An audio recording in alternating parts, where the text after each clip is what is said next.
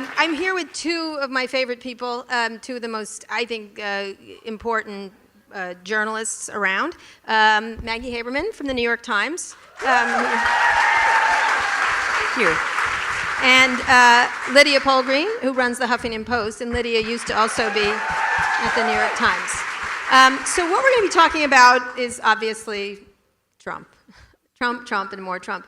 But I do want to get into, Maggie, what is your temperature right now in Trump land? 92 degrees. Maggie brought her phone on stage because she has to carry it everywhere. And That's not a thing people do. No, I was saying, the great Aretha Franklin, rest in power, would always bring her purse on stage with her because I guess she didn't want it to get stolen.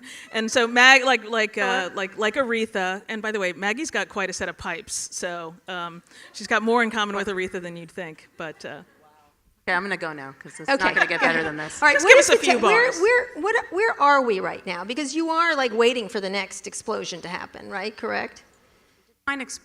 By explosion, you mean like a tweet? I mean, this morning, the president of the United States tweeted questioning the death toll in Puerto Rico as a Democratic plot against him. So that was, I think, about as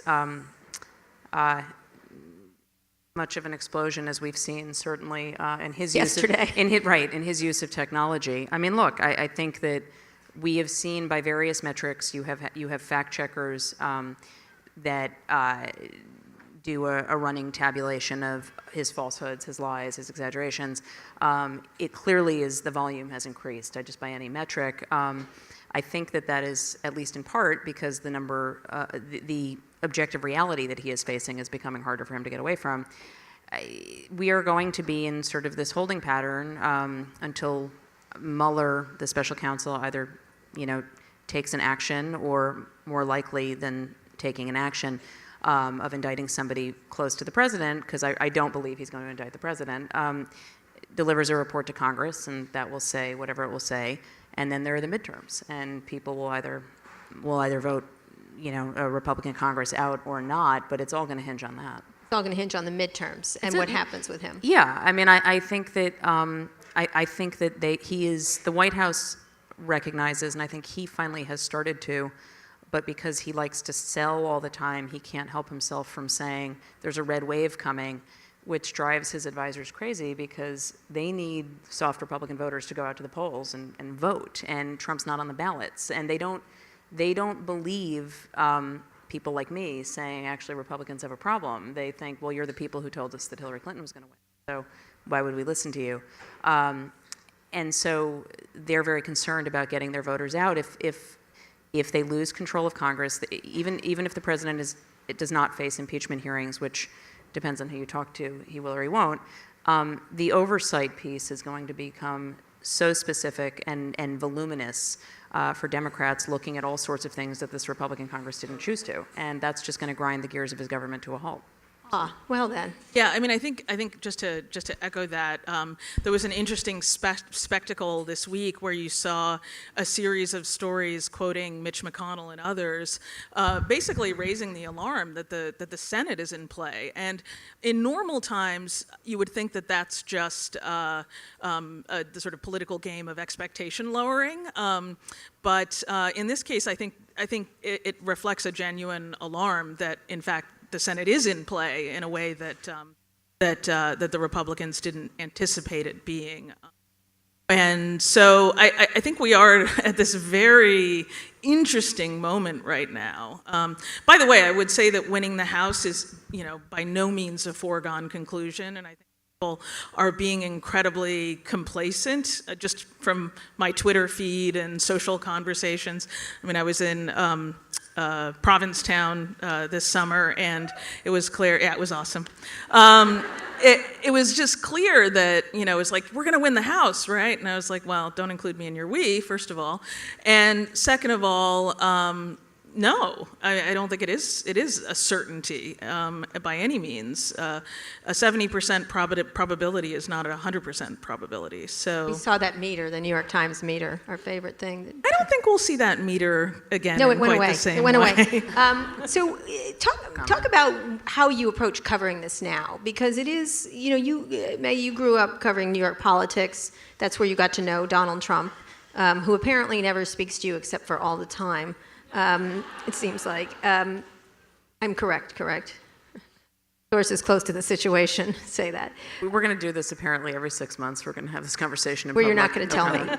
All right. So, but how do you think about covering it? Because it is a relentless grind. This isn't a particularly active social media president. This is someone who's constantly in the news and making his own news and not doing the traditional things that. So, talk about sort of how you're looking at covering this, because you must be exhausted. I hope But you look. I hope I don't look how I feel. No, you don't. Look, I think that every news outlet, I think the Times, the Washington Post, I think the networks, I think that there has had to be a constant calibration of how you cover this person, because to your point, this is not a typical presidency. This is somebody who likes to create his own weather and does not adhere to almost any norms of a traditional White House. And so I think for most of last year, for those of us who covered the campaign, what was going on with him was not particularly new, but it's very different when it's the president. And I think there was a sense of like, we were inside the pinball machine following the ball, basically, ricocheting from one place to another. I think that for myself, I have focused more recently on aspects of the investigation into possible campaign collusion and obstruction of justice that Mueller is doing. I also was involved in the coverage of the Michael Cohen case out of the Southern District of New York, in part because these are, it involves events and people that I've known for a long time, but I think there is a repetitiveness about some of the coverage now. I think that applies for all of us. I just think I can't read another story that begins with the words "President Trump fumed." It doesn't tell you anything new. Raged, volcanic. Chaos in the White House. The Woodward book, the Bob Woodward book that just came out, fills in a lot of details of stuff that we have all been covering, but it doesn't tell you something fundamentally new about this White House. It's what we've known, what is there is what we've known. So I'm trying to basically look for something that can tell people about a different aspect of it, and I'm also trying to do more about policy, because as we are all chasing these shiny objects, there's a lot going on that is going to impact the country for a long time. What about you, Lydia? Because when we talked, you wanted to reach a different kind of reader at the Huffington Post. You had just taken the job, and obviously politics is big that you cover, and you have a big bureau there. How has that changed? Because you thought that you really wanted to really reach out to a different reader than the postal elite, I think, or how are you thinking about it? Yeah, I mean, I think it's interesting because the Times is an institution because it's so big. I mean, there are 1,500 journalists, so they can have people who are hyper specialized, like Maggie, who are breaking stories all the time on the Russia investigation, the Michael Cohen and Paul Manafort, and then also be out there have other people out there covering all kinds of news all around the world. And I think for a smaller news organization, you have to make choices and trade-offs. So one of the big choices that I made, and this was in part informed by a trip that we did across the country. We did a bus tour, visited 26 cities, and talked to 1,700 people over the course of this. And one of the most remarkable things about this tour was you could count on both of your hands in 1,700 interviews how many people brought up Trump. It just people. It could be that they were sick of it, or it could be that it's like Voldemort, the name you dare not utter. But I think that what I took away from that is that there is a hunger for journalism on lots of different topics, and there are things that are absolutely affected and influenced by the administration. We have always had a strong emphasis on healthcare, for example, but we've also recently picked up a tremendous interest in affordable housing based on some of the things that we learned on the tour. We've always had a strong focus on, LGBTQ issues. We've had women and people of color.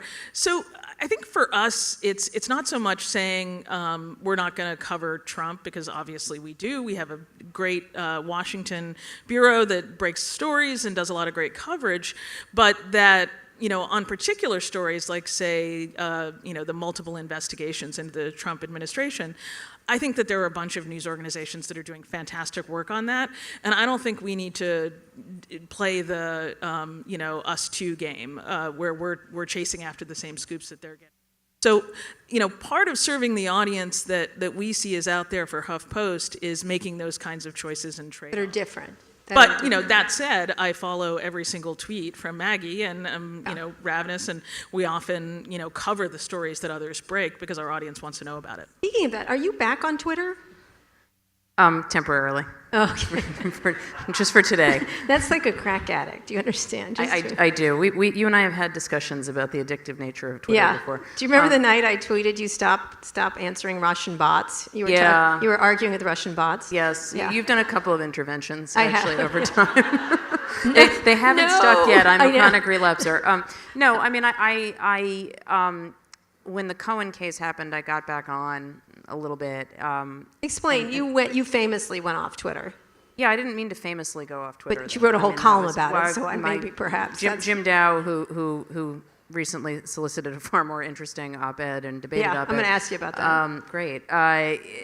He asked me to write about it, and I have thoughts about Social media. Yeah, I have thoughts about Twitter and why I think it's destructive in the discourse, and I do. But I also think that it's not just that. Well, it's that the journalists use it as their AP newswire now, which I think a lot of people do.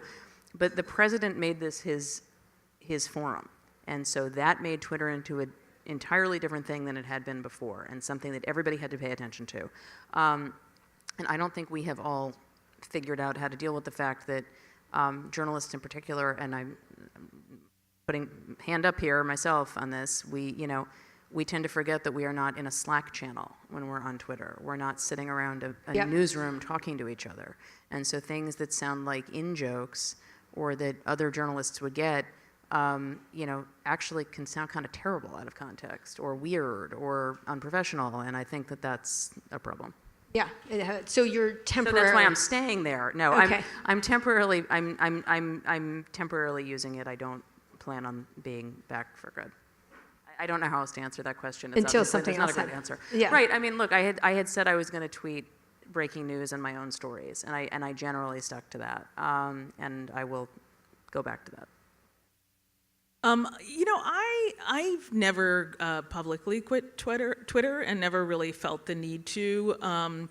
I have a tendency just not to engage with critics of bad faith critics, I guess I would say. People who are interested in honest dialogue, I'm always happy to engage with. But bad faith kind of trolling does not interest me at all. I keep my quality filter on for all of my mentions, so there's a lot of stuff that I actually just don't see, which is great.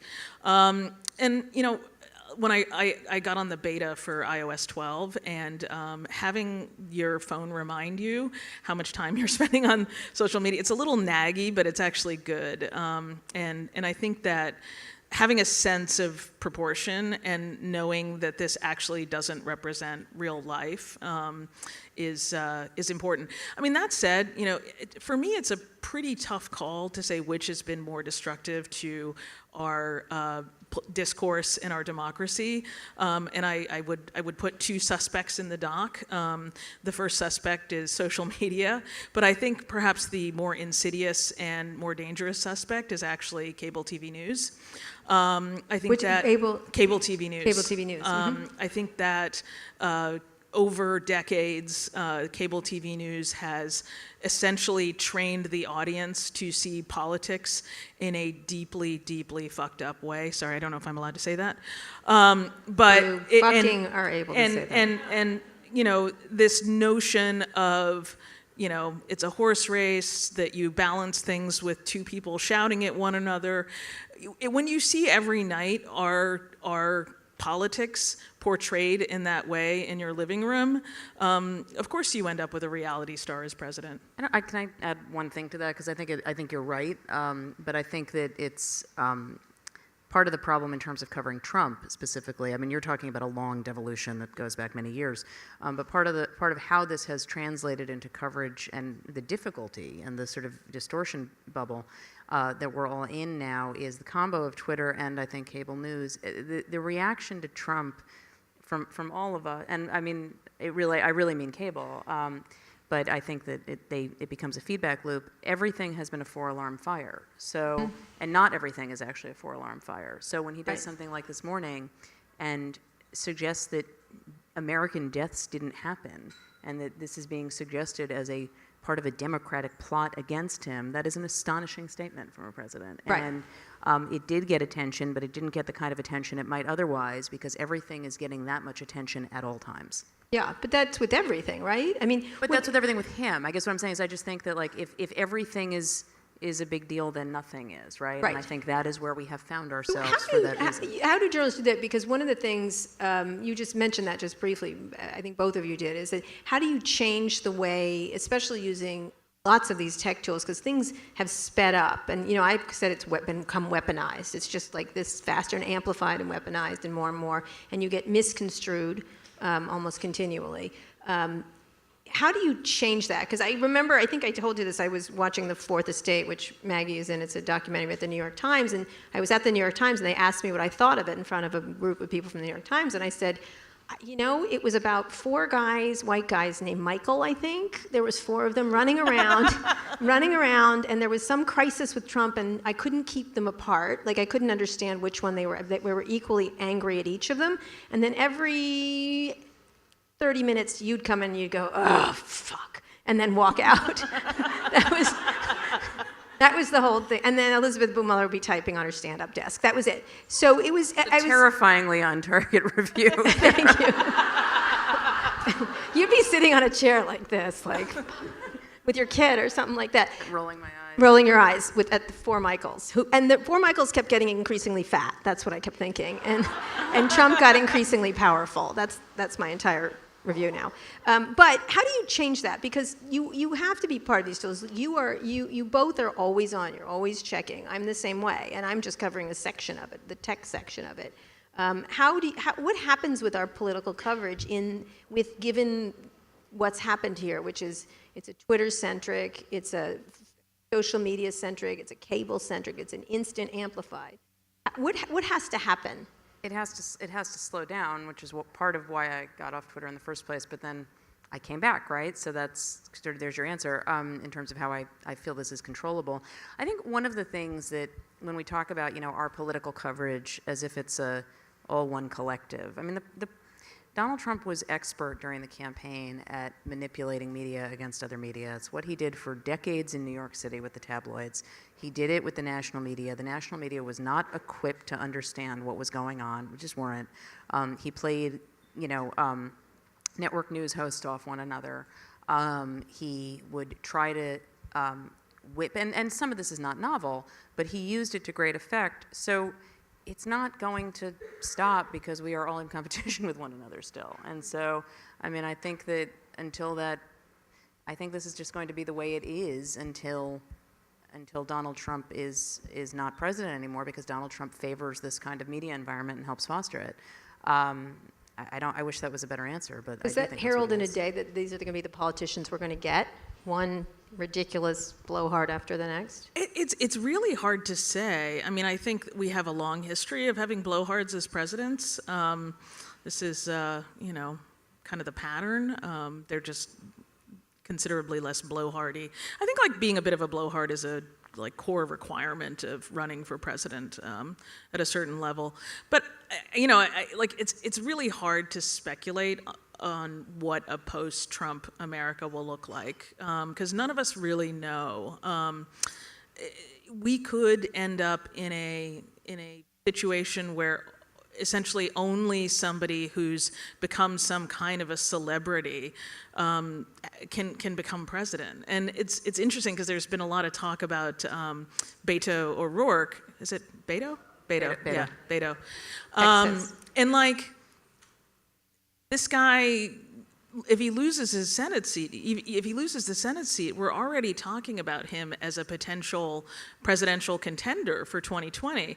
And I think what that reflects, and this is no dig on him, is that he has been so successful at creating a kind of cult of celebrity around himself, with his, the way that he looks. He was in a punk band, he skateboards, and those things, I think, are those kinds of biographical details have always been part of any politician's story that they tell the voters.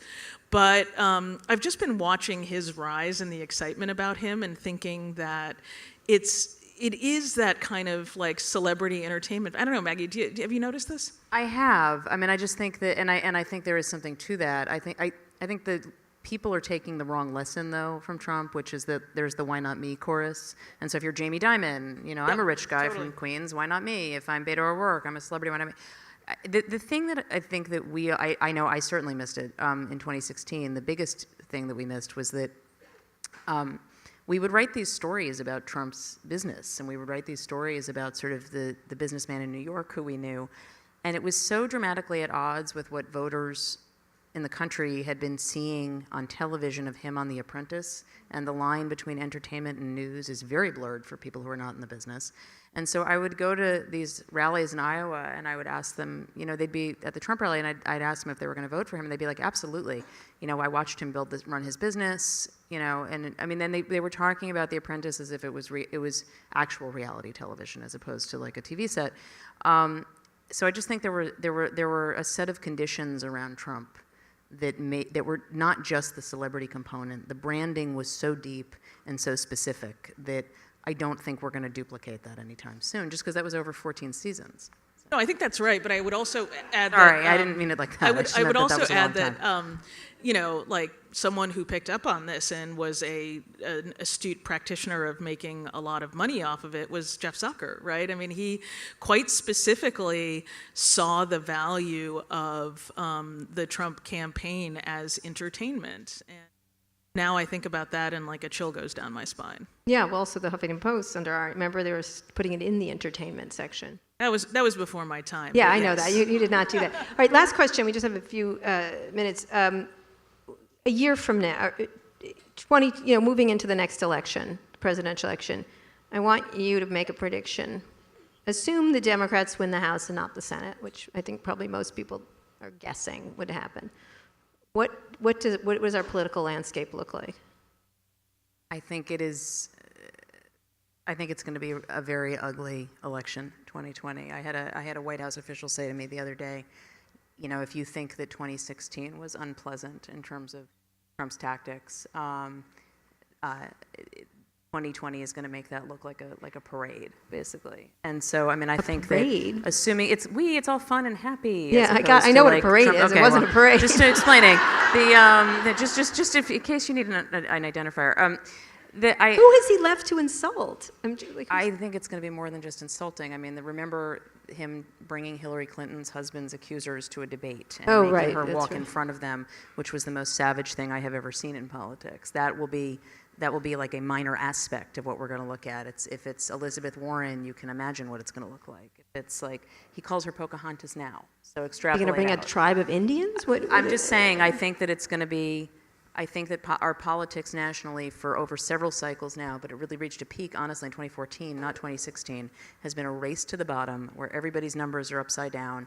And so I think that if the Senate holds Republican and Democrats take the House by a slim margin, you are still going to need Republican votes to get anything done in the House. You are going to have subpoenas flying all over the place at the White House. You are going to have Trump embittered and angry and defiant, and I think that's what we're going to sail into 2020 with. Assuming everything stays the same, the X factor for me is, obviously unforeseen events. And Trump going to be the Republican nominee in 2020. The unforeseen event. It's hard for me to see him walking away. It's really hard for me to see him walking away, but I don't know what the landscape is. Not going to predict anything, in other words. Yeah, I mean, I think a really interesting choice is before the Democrats. Do you choose someone who's going to be a bare-knuckle brawler against Trump? Well, I mean, I think Joe Biden would like to think of himself as that. I think Joe Biden. He was jogging the other day. Yeah, he's got some problems. Some of us remember Anita Hill, Yeah. Oh, I remember. But or I think a different path is to try and kind of like recreate the Obama coalition with a truly inspiring candidate. And people will say, well, Hillary was supposed to be a truly inspiring, but Hillary is an older person. She's a very well-known figure who came with a lot of baggage. And so I think people are looking at someone like Beto, but actually more likely, I think a person of color would and a person of color who's a woman, perhaps. And that's, it seems clear to me that in the current landscape, the only way the Democrats can win the presidency is through significantly expanding the electorate via inspiration. Right. I think that if they try to play on Donald Trump's chosen turf, they're going to lose. All right, last question. Who wrote the op-ed? Lydia. I did. No, come on. Guess, best guess. No, Maggie does not know. Just so you know, the editorial section. Neither of us have any inside information about this, so we don't know. You read it when everybody else did. I mean, I've been on the receiving end of a lot of speculation that perhaps it was Nick Ayers, who is Mike Pence's chief of staff. John Huntsman is another favorite suspect. Some people say Mattis, based on close reading of the text. For fun, just so I can disagree with Maggie, I'm going to go with Nick Ayers. I have absolutely no idea. But of the, 25 people who issued denials, which I still can't believe people did that, I think there's a very strong chance that one of those denials, history will prove it was not Yes. true. So which one? I don't know. And I'm not going to guess. I know you won't. Good idea, Maggie. Obviously, it was Melania.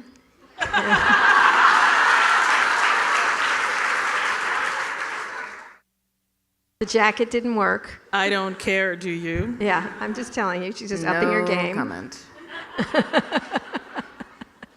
Anyway, thank you very much, Lydia Polgreen.